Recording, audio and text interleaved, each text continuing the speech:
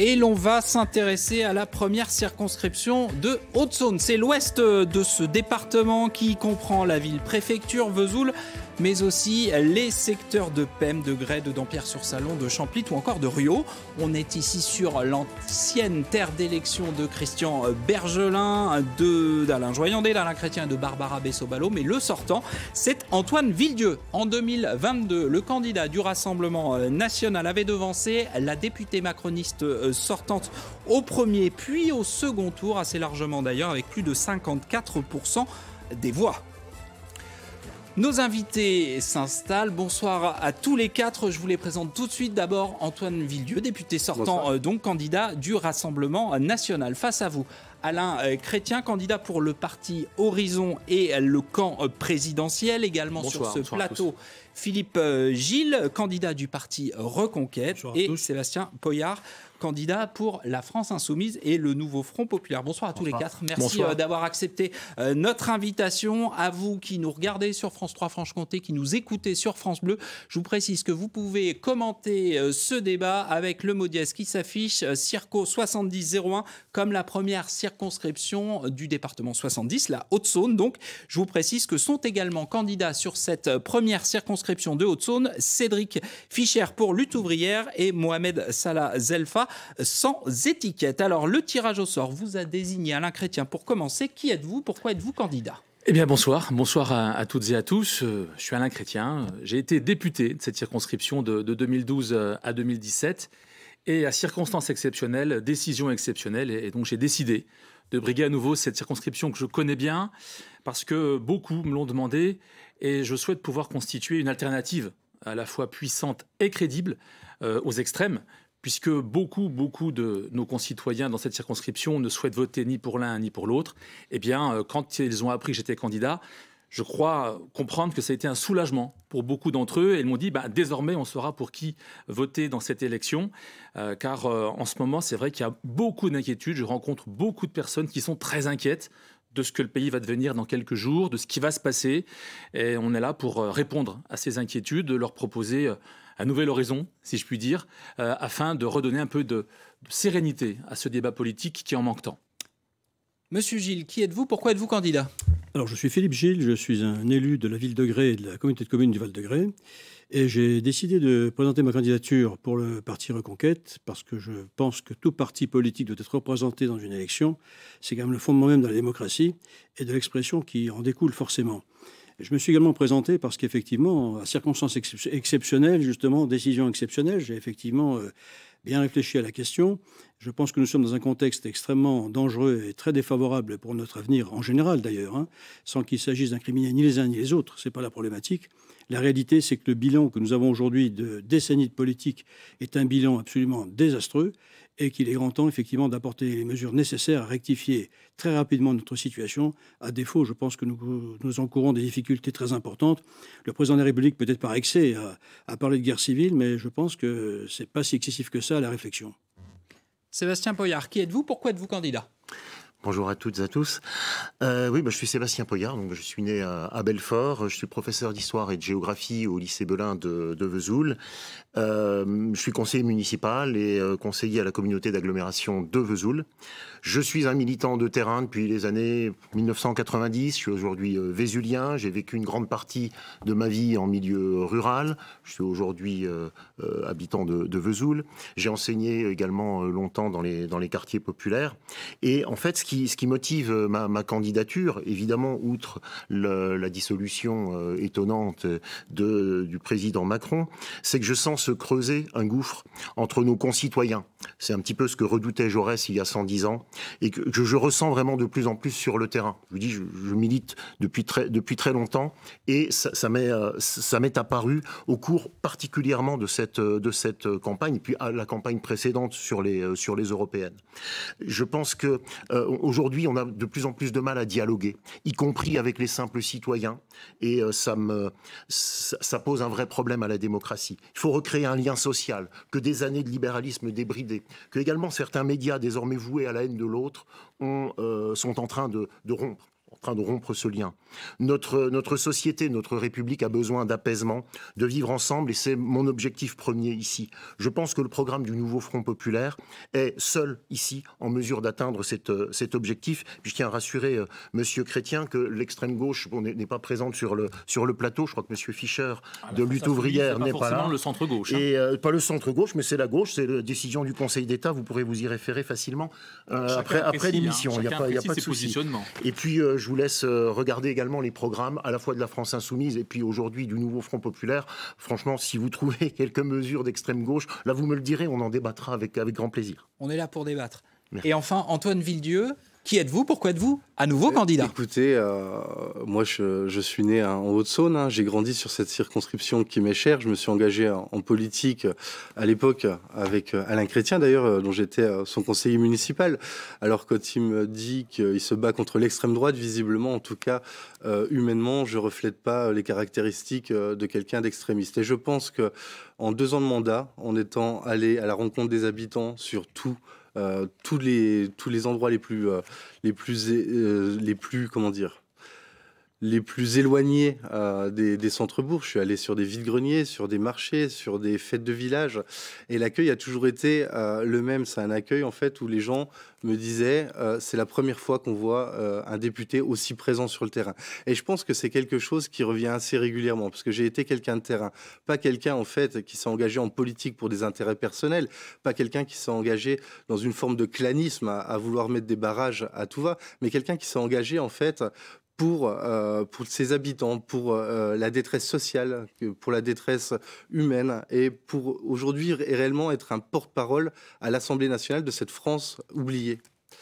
Si je peux me permettre... Oui, alors j'allais vous relancer. Oui, bien il sûr. n'est pas extrémiste puisqu'il était sur votre liste il y a quelques années au municipal, Alain Chrétien. Je connais bien Antoine, et on s'appelle par nos noms parce que nous sommes un débat public, mais c'est vrai que si Antoine m'avait dit qu'il militait pour le Front National avant les élections municipales, je ne suis pas sûr qu'on aurait été sur la même liste.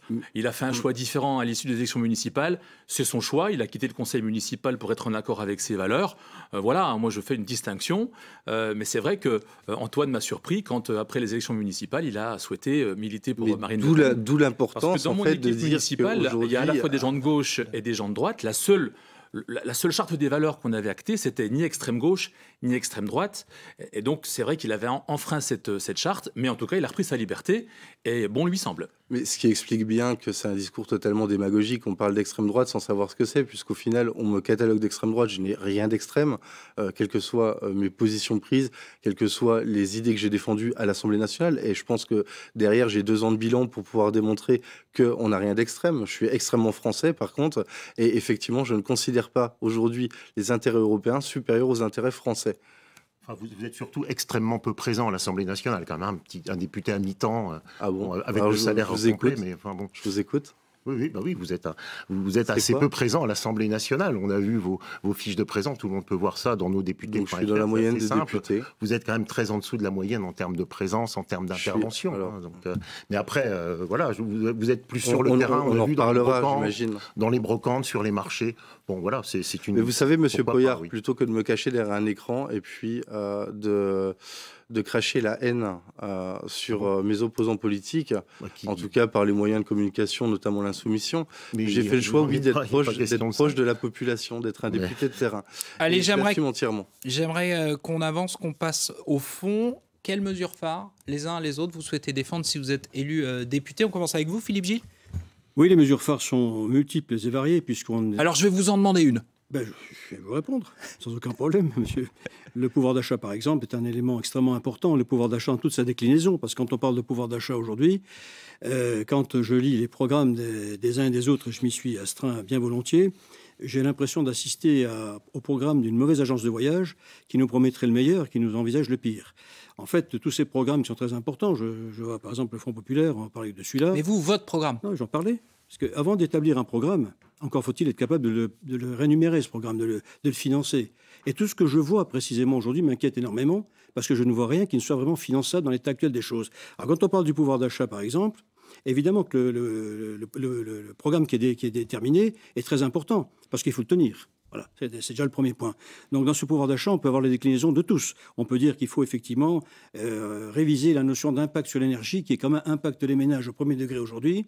Quand on voit effectivement des augmentations permanentes des prix du gaz, de l'électricité, et c'est un jeu infini, à un moment donné, il faut que ça s'arrête. Il faut donc revoir complètement la notion de ces programmes et de manière contractuelle avec ce qui s'est passé en Europe avec les programmes ARENH. J'ai toujours pas compris, je suis désolé d'insister, mais j'aimerais que vous me donniez votre mesure à vous, pas de commenter les mesures, je viens de vous le dire, monsieur, renégocier le programme ARENH pour que nous n'ayons plus l'impact, effectivement, du coût des énergies sur nos ménages. Ensuite, il y a effectivement un arrêt des charges. C'est un élément très important.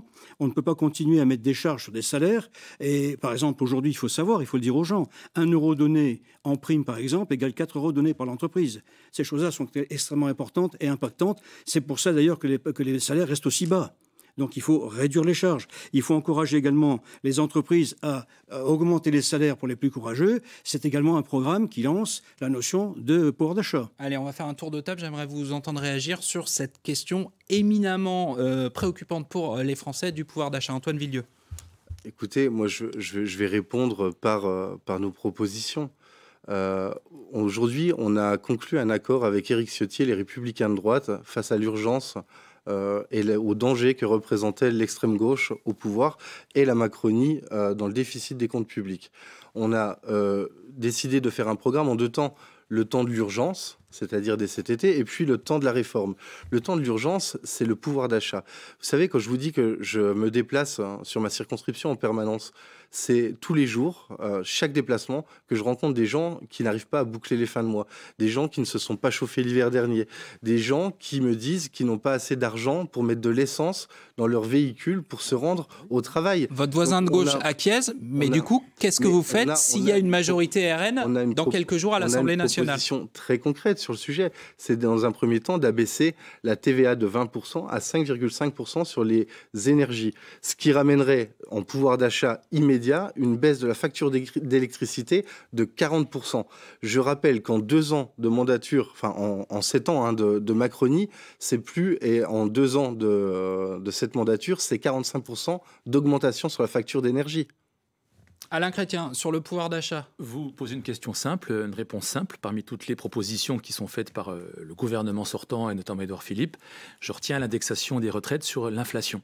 Et ça, c'est une mesure extrêmement forte qui concerne beaucoup de retraités. Ça fait partie de notre programme. Et je retiens aussi la réforme des retraites agricoles. Notre circonscription est une circonscription très agricole, avec des retraités agricoles que je connais bien. Lorsque j'étais député, on était en relation régulière.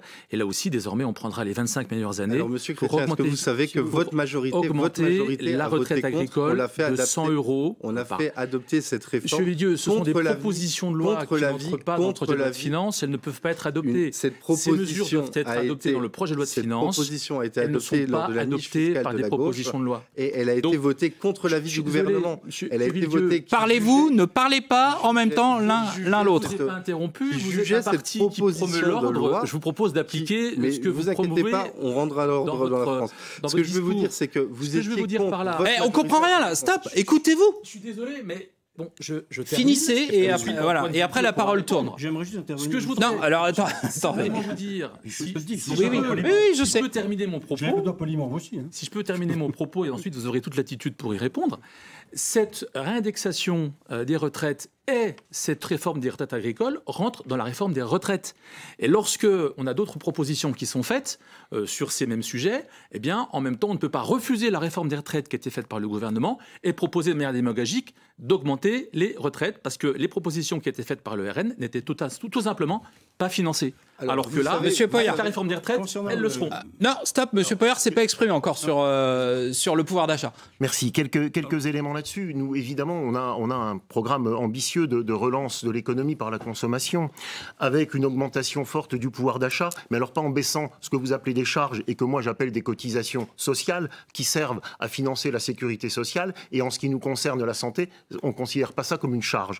Mais par contre, des financements qui seront auront le fait de prélever en réalité sur les plus riches qui se sont considérablement enrichis depuis 2017 et depuis l'arrivée au pouvoir de M. Macron. Alors ça correspond à quoi? Une augmentation du SMIC immédiate de 1 600 €, un blocage des prix de première nécessité et des produits de première nécessité et des énergies, des retraites complètes payées au niveau du SMIC, revalorisation des APL de 10%, l'allocation adulte handicapé au niveau du SMIC également, un vaste programme d'isolation thermique des habitations, et puis évidemment on supprime la réforme injuste des retraites mise en avant par M. Macron. Et donc comment vous financez tout ça?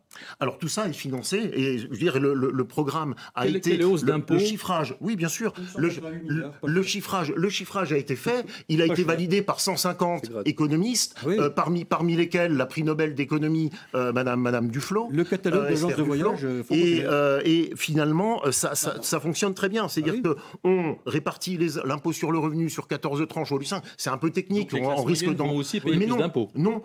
Tous ceux qui touchent moins de 4 000 € par mois ne paieront pas plus d'impôts sur le revenu. De la même façon, on rétablit l'impôt de solidarité sur la fortune et on va prélever beaucoup plus avec cet impôt de solidarité sur la fortune parce que ça vous a pas échappé. Il y a de plus en plus de riches et ils sont de plus en plus riches. Allez, la parole tourne. Antoine Villedieu, vous pouvez répondre, mais très rapidement. Et votre priorité, sinon on n'entendra pas les mesures phares de chacun. Je voudrais juste répondre au cours d'économie qui est faite par la majorité présidentielle.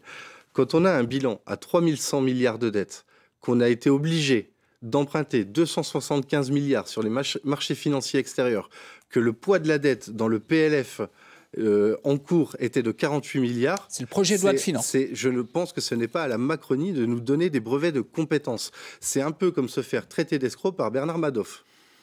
Votre priorité si vous êtes réélu député? Mais ma priorité sera d'agir pour le pouvoir d'achat. D'accord, vous êtes aussi sur le pouvoir d'achat, voilà. donc vous avez déjà répondu. Alain Chrétien, votre priorité à vous, si vous êtes élu à nouveau député de cette circonscription, puisque vous y étiez avant Antoine Villedieu et Barbara Bessot-Ballot. Je pense que plus globalement, ce sera d'apaiser un territoire qui est de plus en plus tendu. Et je rencontre beaucoup de gens qui ne se parlent plus. Vous parliez, M. Poyard, de la difficulté de réinstaurer un dialogue. Moi, vous savez, en tant que maire, je suis resté maire en 2017 parce que je voulais être au contact de mes concitoyens. Et quand on est élu local, on est beaucoup plus humble par rapport aux leçons qu'on peut entendre par rapport aux uns et aux autres. Si vous votez pour moi, on va faire ceci, on va faire cela. L'humilité, la sérénité, la crédibilité, on l'acquiert en ayant des mandats locaux, des exercices, des responsabilités. Et mon travail de député, ce sera de retisser du lien entre tous ces gens que je croise et qui ne se parlent plus, qui certes, beaucoup ont voté pour moi en 2012, et j'ai pas l'impression qu'aujourd'hui ils aient envie de le refaire. Et je leur dis, nous n'avons pas changé. Nous continuons à travailler en proximité avec la circonscription. Ben, c'est la faute, je pense, à un débat public, un débat politique qui s'extrémise. Moi, vous savez, je préfère le débat au combat. Et quand je vois des débats qui sont très électriques, vous savez, on était dans une alternance gauche-droite respectueuse. Là, je sens, et je le vois au Parlement, ça me désole quand je regarde les images au Parlement. Et si le Parlement n'est pas à la hauteur de la dignité de sa fonction, comment voulez-vous que le peuple le soit? Donc il faut qu'on redonne un caractère apaisé à notre société. Et en tant que député, c'est aussi un rôle que de donner de la sérénité au débat public. Monsieur Poyard, on n'a pas entendu votre priorité, à moins que ce soit le pouvoir d'achat également, mais voilà. Le pouvoir d'achat est évidemment une priorité parce que c'est un choc qu'il faut, un choc de confiance qu'il faut redonner tout de suite aux Français. Moi, je pourrais développer par exemple l'importance dans la sérénité aussi et dans le rétablissement du lien social. Je penserais peut-être au lien culturel, c'est-à-dire qu'il me semble nécessaire de donner et de poursuivre et d'accentuer encore le fait de donner à tous une culture commune, républicaine. Par exemple, l'école est un maillon tout à fait essentiel dans ce dispositif. Et quand on voit qu'aujourd'hui, on a encore annoncé 23 fermetures de classes en Haute-Saône pour la rentrée de septembre, je suis très inquiet. Alors on va me dire, il y a une baisse démographique, il faut donc adapter les moyens. Mais justement non. Profitons-en pour abaisser le nombre d'élèves par classe, pour dispenser un enseignement de meilleure qualité et pour faire progresser réellement tous les élèves de tous les milieux et de tous les endroits. Il suffit simplement d'arriver parmi ce qu'on propose, nombre d'élèves par classe à 19, qui correspond à peu près au niveau moyen de l'OCDE. Pour l'instant, on est bien au-dessus. Et puis deuxième idée aussi, c'est favoriser le sport à l'école, en dehors, faire monter le pass sport qui permet de s'inscrire à une association sportive de 50 à 150 euros par exemple, très rapidement. Philippe Gilles, vous demandiez la parole. C'est formidable. Je vais applaudir, tellement. Je vais peut-être lâcher une larme d'ailleurs. Je vous en prie. Je pense que là, on vient d'enfoncer à peu près 200 portes ouvertes. Tout le monde peut le dire, tout le monde veut le faire. Il n'y a aucun problème, on est tous d'accord là-dessus. Je répète ce que j'ai dit au début. La difficulté, si vous voulez, pour bien des politiques, malheureusement, et bien des économies nationales, c'est que 1 plus 1, ça fait 2. Et tous ceux qui, comme vous, monsieur, disent que ça fait 3, là, malheureusement, ça décale la notion mathématique gravement. Aujourd'hui, vous avez un programme... Ça a été financé. Non, mais monsieur, le financement rien a n'a été été financé pour l'instant. Vous n'avez rien. Non, vous tout a financez été rien, calculé. monsieur. Si. Non, vous financez rien. On est même le seul programme qui a été financé. Monsieur Poyard, vous êtes en avance sur le temps de parole, écoutez vos contradicteurs. Je vous ai écouté longuement, très longuement, avec beaucoup d'intérêt. C'est très intéressant de vous faire parler, parce que quand on vous fait parler, on apprend des tas de choses d'ailleurs. On apprend en termes d'économie, par exemple, que vous envisagerez une France à 100 millions d'habitants, c'est ce que disait M. Mélenchon, avec les immigrés et les personnes malheureusement qui sont victimes des conditions climatiques. Voilà, c'est un exemple. On va se demander comment on va payer tout ça, parce que tout ça, ça a un coût à la fin. Et quand on parle du pouvoir d'achat aujourd'hui, qui est quelque chose qui semble en très grande difficulté, notre pouvoir d'achat est handicapé. Pourquoi ? Parce que nous avons connu depuis des années une dérive totale des politiques coûteuses qui nous ont emmenés là où on est aujourd'hui. Les politiques de la ville qui ont été incertaines, qui ont été des gabegies totales. On a eu des descentes aux enfers des classes moyennes qui aujourd'hui sont surtaxés grâce à vos brillantes idées. Voilà. Donc il faut revenir à des éléments plus simples, si vous voulez, et il faut commencer par faire du revenu, faire de la réindustrialisation, respecter les espaces prioritaires économiques qui permettent de donner du pouvoir d'achat et d'ouvrir une porte de pouvoir d'achat. Tout le reste n'est que littérature. Allez, on est sur France 3 Franche-Comté, mais on est aussi sur France Bleu, et je vais accueillir tout de suite Claude Bruyot. Rebonsoir Claude de France Bleu Besançon. Claude, vous écoutez depuis le début attentivement ce débat. J'imagine que vous avez plein de questions pour nos 4 invités. Absolument, questions préparées d'ailleurs avec mon excellente consoeur de Vesoul pour France Bleu Besançon, Charlotte Schumacher. Salut Charlotte. Alors on va commencer par Monsieur Chrétien. Monsieur Chrétien, on a regardé justement avec Charlotte Schumacher et on n'a pas vu le nom d'Édouard Philippe sur vos affiches. Pourquoi ? Parce qu'il y a son parti, Horizon. Puisque j'adhère à Horizon, j'ai fondé Horizon avec Édouard Philippe et je revendique ma filiation avec Édouard Philippe. J'ai pensé qu'avant tout, on élisait un député. Donc, Laurent Croisier, par exemple, de la première du Doubs, lui a mis le nom d'Édouard Philippe. Je pense que chaque circonscription fait son choix. Moi, j'ai toujours présenté mon visage et mon nom parce qu'on vote pour un nom et un visage, pas pour... Parfois, j'ai l'impression que c'est Marine Le Pen qui est suppléante de Jordan Bardella. Moi, c'est Chrétien. Mon nom, c'est Chrétien. Mon visage, on le connaît. Et c'est pour moi qu'on va voter. Et tout le monde sait que je soutiens Édouard Philippe parce que c'est un homme d'État qui a fait ses preuves quand il était Premier ministre à Matignon. Et vous le voyez sur mon affiche, il y a marqué Horizon pour bien montrer que ma filiation avec Édouard Philippe, que je revendique. Alain Chrétien, Arnaud Robinet, votre collègue maire de Reims, disait il y a quelques jours « La figure du président est assez repoussante ». Est-ce que vous êtes encore macroniste ?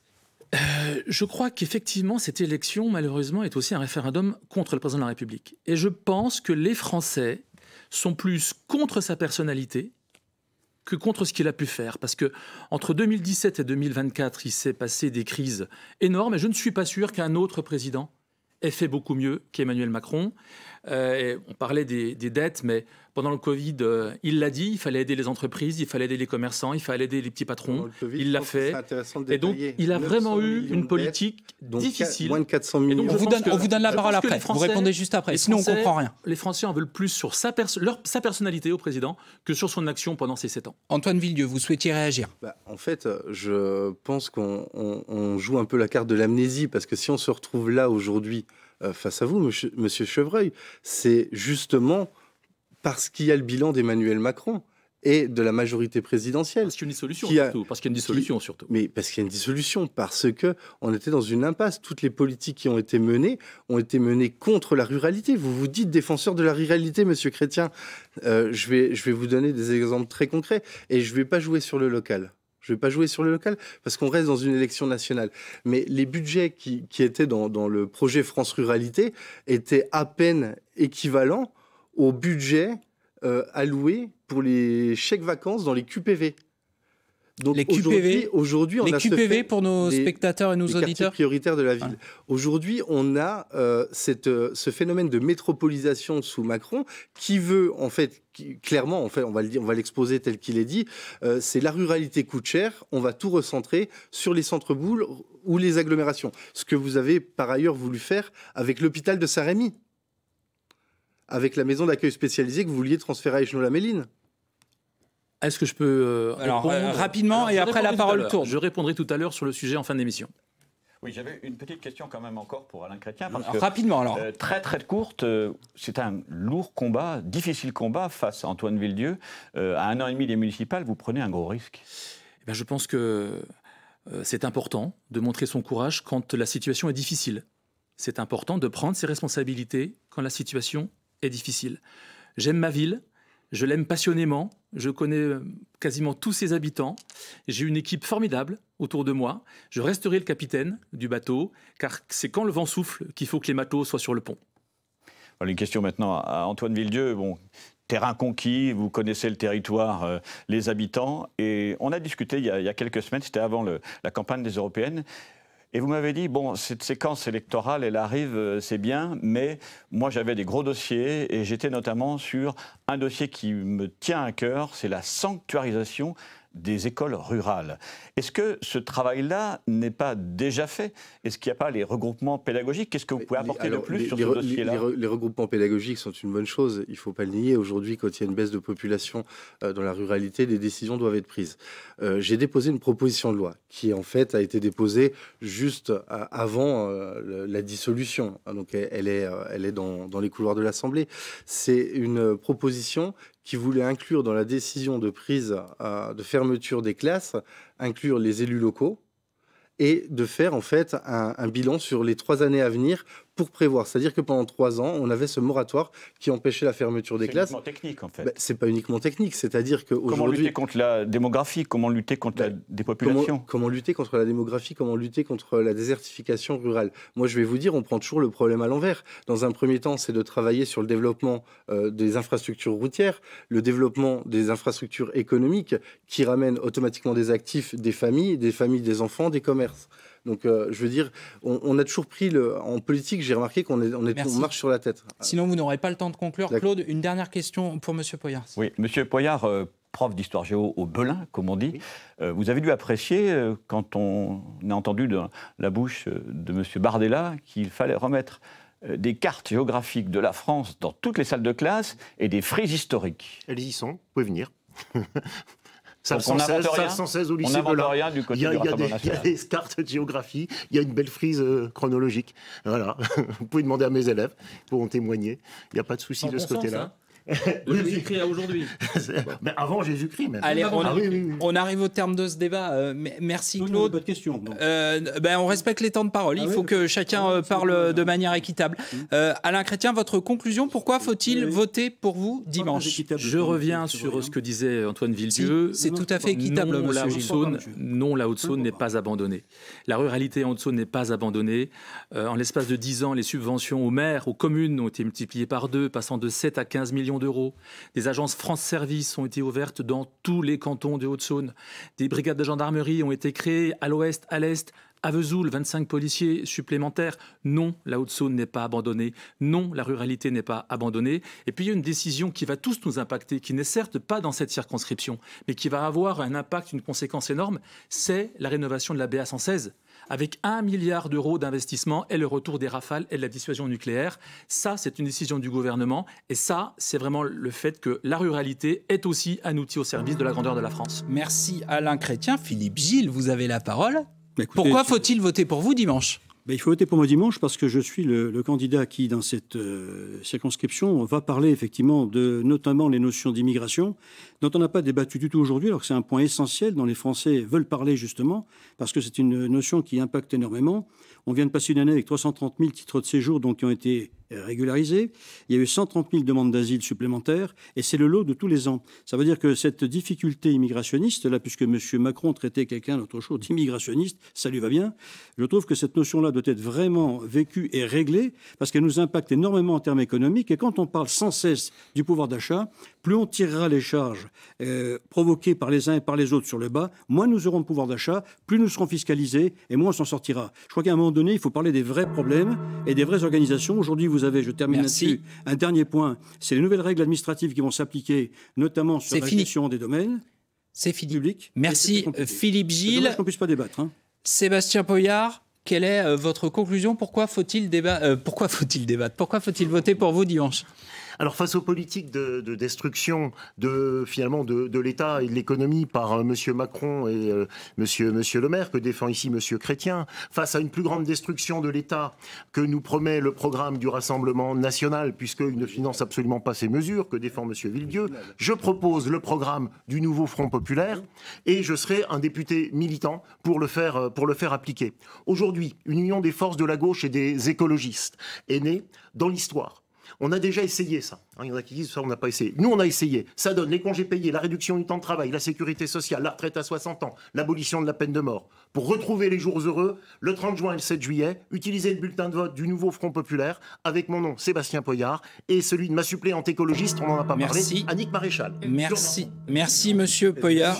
N'oublions pas surtout. Et enfin, allez, respectez-vous un petit peu. Concluez en respectant les conclusions les uns des autres. Antoine Villedieu, pourquoi faut-il voter pour vous dimanche? 45 secondes. Eh bien écoutez, comme je l'ai dit en introduction, l'alliance qu'on a menée avec Éric Ciotti et les Républicains de droite est une alliance d'urgence. Aujourd'hui, moi j'appelle les Hauts-de-Saônois à voter pour le Rassemblement national, pour le bulletin Antoine Villedieu, pour faire barrage à la baisse du pouvoir d'achat, pour faire barrage à l'ivresse normative qui asphyxie nos agriculteurs et qui tue nos TPE et PME. J'appelle à faire barrage à une insécurité grandissante. J'appelle à faire barrage à une immigration incontrôlée. J'appelle aujourd'hui à l'alternance qui redonnera un nouveau souffle à la France. Je dis aux gens, ne soyez pas spectateurs du déclin de la France, mais soyez acteurs de son redressement. Merci beaucoup Antoine Villedieu, merci à tous les quatre, on vous souhaite des derniers jours de campagne productifs. Je précise que dans cette première circonscription de Haute-Saône sont également candidats Cédric Fischer pour Lutte ouvrière et Mohamed Salah Zelfa sans étiquette. Je vous donne rendez-vous dimanche soir 19h50 pour notre grande soirée électorale. Profitez bien de votre soirée sur le service public. Merci.